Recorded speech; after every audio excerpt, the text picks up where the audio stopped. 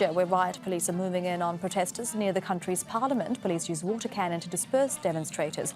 Well, earlier protesters set up barricades around parliament to prevent MPs from entering. They're calling for early elections after parliament failed to pass a promised electoral reform bill. Let's go to our correspondent, Forestier-Walker. He's joining us, I believe, on the phone from Tbilisi, seeing reports that police are detaining protesters. Robin, what's happening there?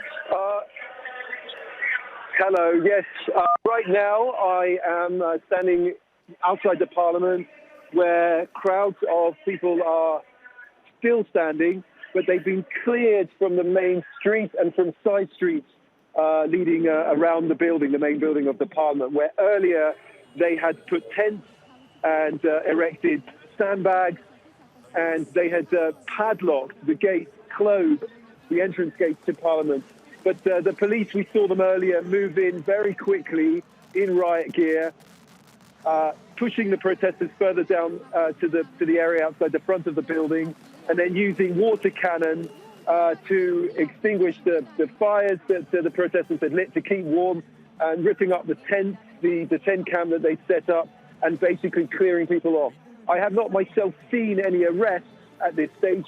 It's quite possible there have been some detentions, but I think the overall aim of the government was to clear people very quickly off the streets as soon as they began this action, which was to basically blockade Parliament, because they say this Parliament no longer has any credibility after that promise by the government was reneged upon. They had promised to change the electoral law to a proportional representation that would have allowed for a more reflective vote next year of the popular vote in the country.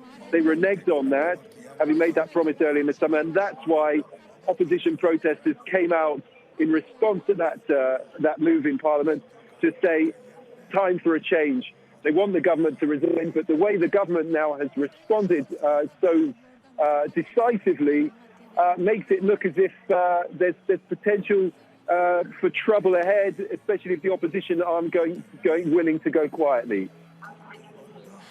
And Robin, this is the second day, I take it, of these protests. Something like 20,000 people rallied in Tbilisi on Sunday. There certainly were numbers in the several thousands.